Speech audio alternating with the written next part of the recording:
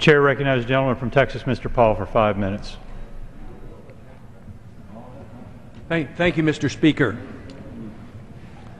Mr. Speaker, I rise today to introduce a very simple piece of legislation to repeal the infamous Section 1021 of the National Defense Authorization Act, quietly signed into law by the President on New Year's Day.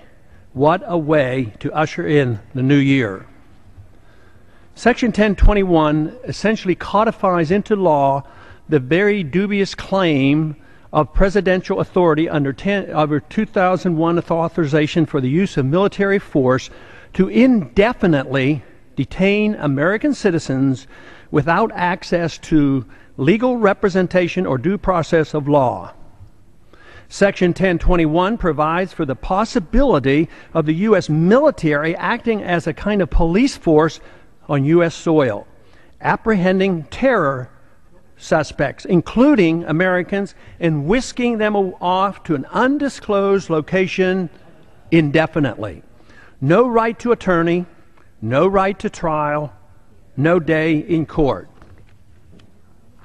This is precisely the kind of egregious distortion of justice that Americans have always ridiculed in so many dictatorships overseas. A great man named Solzhenitsyn became the hero of so many of us when he exposed the Soviet Union's extensive Gulag system. Is this really the kind of a United States we want to create in name of fighting terrorism?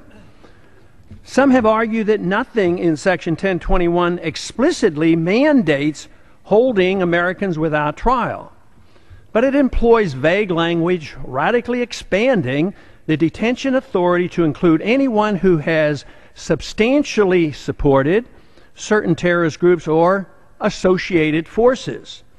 No one has defined what those terms mean. What is an associated force?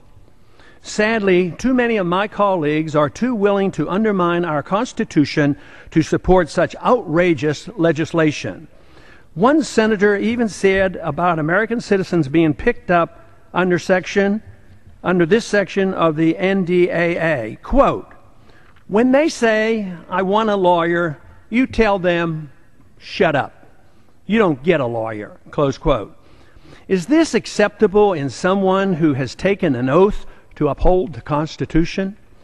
Mr. Speaker, of course, I recognize how critical it is that we identify and apprehend those who are suspected of plotting attacks against Americans.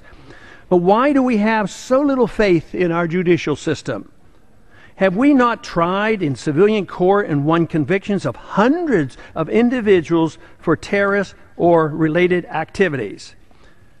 I fully support continuing to do so. But let us not abandon what is so unique and special about our system of government in the process.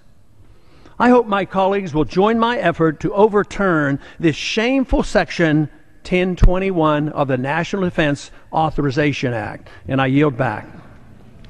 Chair recognizes the gentlelady from Texas, Ms. Jackson Lee, for 5 minutes.